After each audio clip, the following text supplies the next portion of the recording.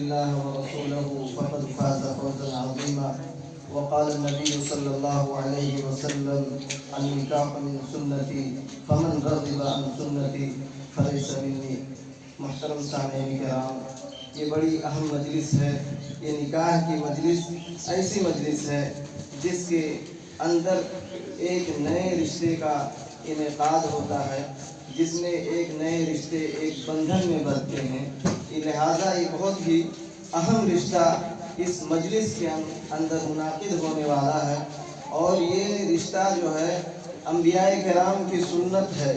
لہذا ہم تمام مسلمانوں کو اس سنت نبوی پر عمل کرنا چاہیے. اور اس سلسلے میں اللہ کے رسول صلی اللہ علیہ وسلم کی ایک حدیث ہم تمام لوگوں کے لیے ہے. اللہ کے رسول صلی اللہ علیہ وسلم نے فرمایا: اذا اتاکم من ترضون دینہ وخلقہ فزوجوہ والا تفعلوا تکن فتنۃ فی الارض وفساد کبیر. جب تمہارے پاس لڑکے ہوں، لڑکیاں ہوں، اور جب بلوغت کی عمر کو پہنچ جائیں، تمہارے پاس اچھی رشتے داریاں آنے لگیں، جن کے اخلاق اچھے ہوں، جن کے کیریکٹر اچھے ہوں، جن کے سارے عادات و اطوار اچھے ہوں، تو اپنے بچوں کی، اپنی بچیوں کی شادیاں کر دیا کرو. اگر ایسا نہیں کرو گے تو زمین کے اندر فساد برپا ہوگا، برائیاں پھیل جائیں گی.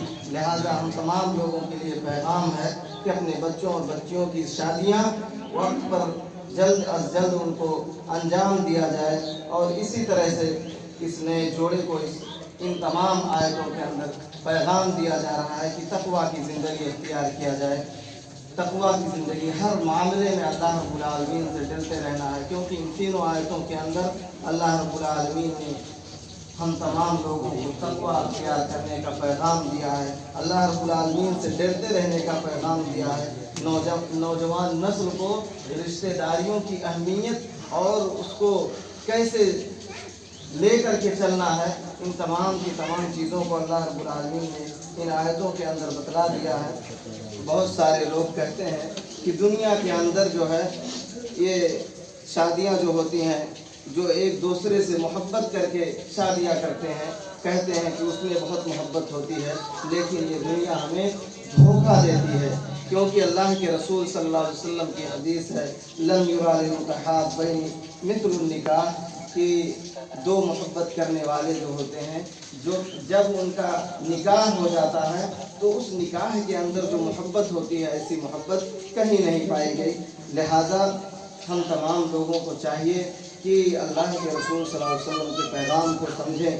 اور یہ نکاح جو ہوتی ہے اس میں خیر خواہی ہوتی ہے، بھلائی ہوتی ہے. تجارت کا معاملہ جو ہوتا ہے اس میں ایک دوسرے کی منفعت ہوتی ہے، لیکن جب ایک دولہا ایک دلہن اس کے اندر خیر خواہی کو تلاش کریں.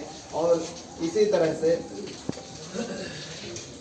رشتے زوجیت کا رشتہ جو ہے یہ بہت اہم ہے. یہ رشتہ جو ہے زمین کا سب سے پہلا رشتہ ہے، اور یہ جنت تک لے جانے والا رشتہ ہے.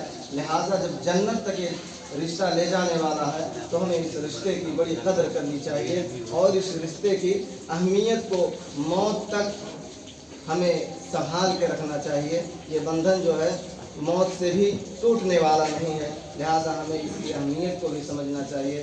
اللہ رب العالمین سے دعا ہے کہ ہم تمام لوگوں کو اللہ رب العالمین کا تقویٰ اختیار کرنے کی توفیق عطا فرمائے.